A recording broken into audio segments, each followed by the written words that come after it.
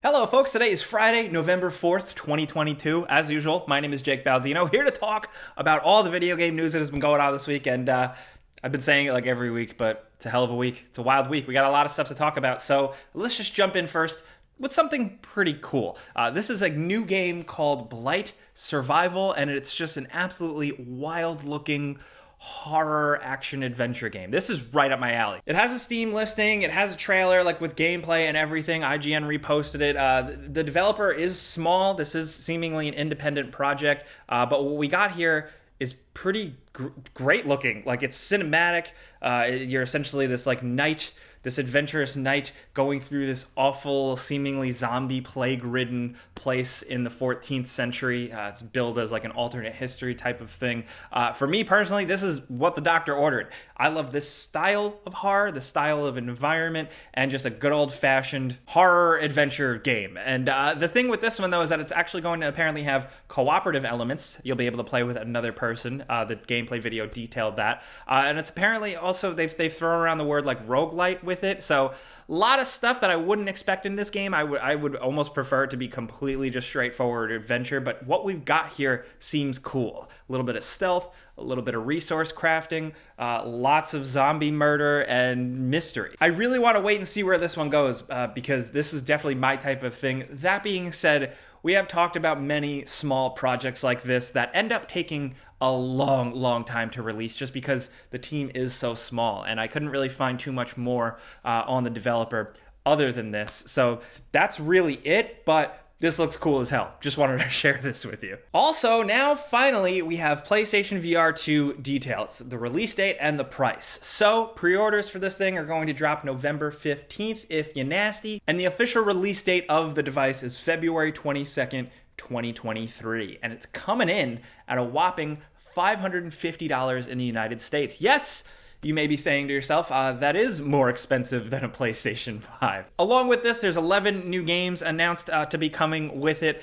We have more looks at the controllers, the headset, the audio, how it all works, and it looks like a nice device. My big question is the games. For me personally, on the list of 11 games, which we will include a link for in the description down below, nothing super enticing for me out of the gate, but I think at the very least, as someone who does like VR and keeps coming back to VR, I'm at least happy that Sony is supporting it. Sony is still putting money into VR, even if it's expensive or, you know, you might not like the library. The fact that they're still putting chips in it, I think, is a decent sign. We'll try to do a review, like a before you buy video on the PSVR 2 when it drops, so keep your eyes peeled for that. But like I said, if you want more of the details from the PlayStation blog or like the actual lineup of games, linked below with everything else I talk about. Oh, and in other news, this is crazy. It seems like Hideo Kojima's unannounced game has leaked. There had been things of him working with actress Margaret Qualley, again, who played Mama in Death Stranding, and now it seems like we know what that game is shaping up to be, a horror game, thanks to a leak. We can't show it here. We don't want to get sued or like get this video taken down.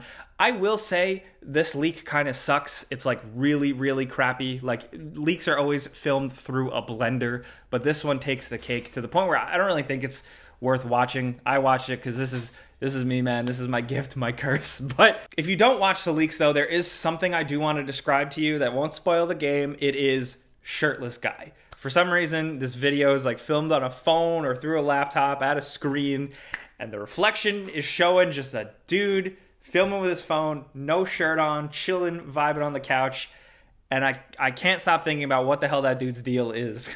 First of all, also, I mean, like, when you leak something, like, showing your face in it, like, in the reflection, like, hi, I leaked. Yeah, like, maybe put a shirt on. Maybe put it, or, nice work, dude.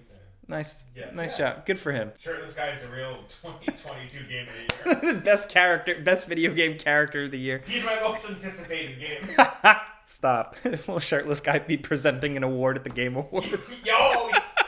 I very much am looking forward to seeing like the full reveal of this. I was too distracted by weird shirtless guy. What is going? Anyway, let me know what you think about that. And there's just been so much about Hideo Kojima lately. His podcast has been popping off. It's actually pretty good. He's acknowledged Abandoned and that whole debacle, and he's also been announcing still new actors in his new game, whether it's this one or another one. There's seemingly multiple projects in the works. So yeah, that's where we're at right now. Just saying though, if him and his team are doing a horror game, like it seems, Oh my God. Hey, next up, this episode is brought to you by Rocket Money, formerly Truebill. Now, this might sound corny, but I love making savings and finance stuff kind of like a game, kind of like tracking stats in an RPG. Helps me feel better, and it helps me plan, and that's why Rocket Money has been a game changer. Should I do the pun? Pun intended. Rocket Money is an all-in-one finance platform that helps you save more and spend less. You can manage subscriptions, lower your bills, establish and manage a budget, and it's all easy. I actually started using Rocket Money months before we even took them on as a sponsor, and right out of the gate, I really loved seeing all my subscriptions at a glance. Just had way too many subscriptions, spending way too much money, and Rocket Money not only gives them all to you at a glance, so it's easy, but you can also cancel them. Yes, like with the press of a button, Rocket Money could do it for you, and I don't have to call anyone, and that is perfect. Setting a budget has also been powerful because I have notifications on and they'll let me know when I exceed spending in a certain allotted category I set up. And yes, this month I spent too much on pizza. You should check it out. To save more and spend less and join 3.4 million people using Rocket Money, head to the link on screen here, rocketmoney.com/gameranx, or click the link in the description down below to get started for free or even unlock more features with premium. Once again, that's rocketmoney.com/gameranx, and thanks to Rocket Money for sponsoring this video. Anyway, next up, I got some things linked in the description down below for you if you want to check out just relevant stuff. We got 8 minutes of Wolong Fallen Dynasty gameplay. This is from GameSpot, and it's clearly early game stuff, but it seems pretty awesome. Like, if you saw the game, saw the trailer, understood the description and who was working on it, this does seem like a kick-ass kind of Souls-like game, so far at least. We've definitely been keeping our eye on that one and are going to continue now that this gameplay is substantial. Also, just linked the trailer for the Reverse launch trailer because that Resident Evil Versus mode is out. I was not interested in this at all. Interestingly enough, there are some comments that are pretty into it, but for me, this ain't it. That being said, though, if you are playing it, I do want to know what you think. And if you are playing it, we always do the comment thread where we ask what you're playing this weekend for our research. So if you're playing that, definitely let me know in that thread. But yeah. Also, side note, we've been really busy with Resident Evil, the Winters DLC and stuff. We did a quick before you buy look at that. But also, speaking of before you buy videos, I have played and finished God of War Ragnarok, and it's great. I did a before you buy video. That is linked in the description down below in case you missed it. Long story short, it's a great follow-up. The gameplay, the adventure, the world, everything is bigger, more exciting, way more variety to it. It tells a bigger, crazier story that still does that God of War thing where God's drama and like all that, but also touching and heartfelt and, a little bit more unconventional. So if you liked 2018, I think you'll definitely like this one. I don't know if it's better. I don't know if it's a 10 out of 10 game yet, but I really, really enjoyed playing through it. And as soon as I finished it, I just wanted to keep going. So I think that's a good sign of a pretty good game. Also, in release date news, Atomic Heart has been delayed multiple times. It's like one of my most anticipated games in quite some time. This weird alternate sci-fi Soviet shooter that gives off BioShock vibes seems incredible. It seemed awesome from the beginning, and now the release date is officially February 21st, 2023.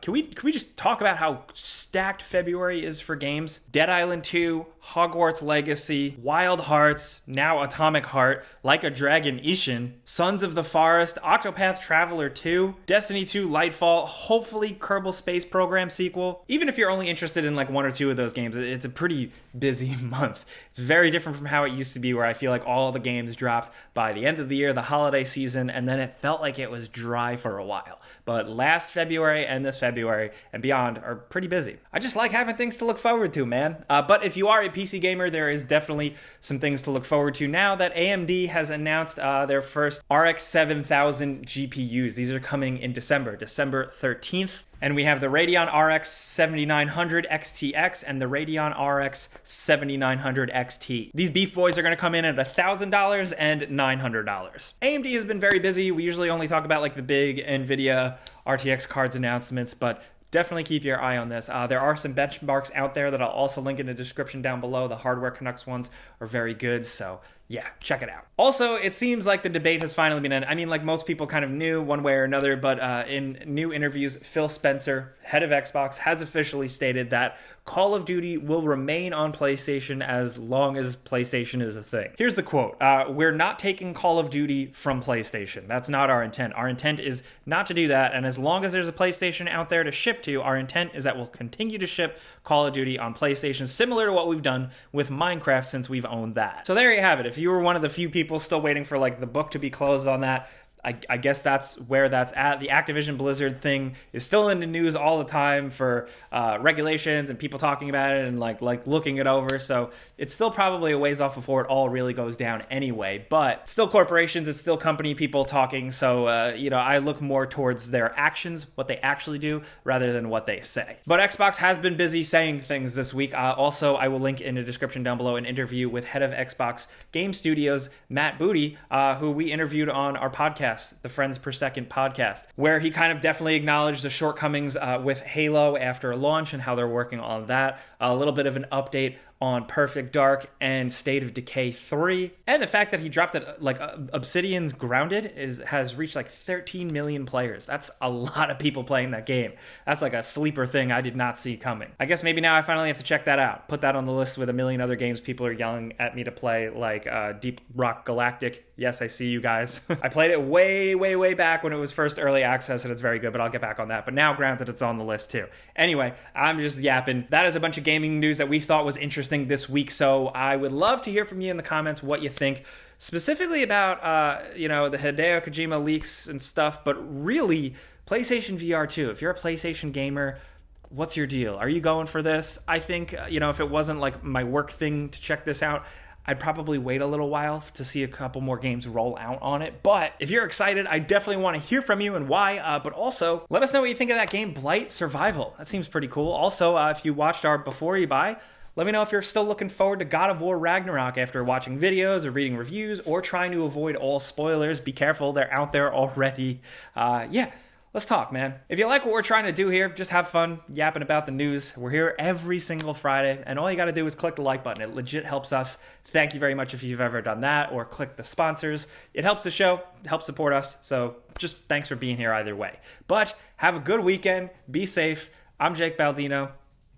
See you next time. Pizza's on me.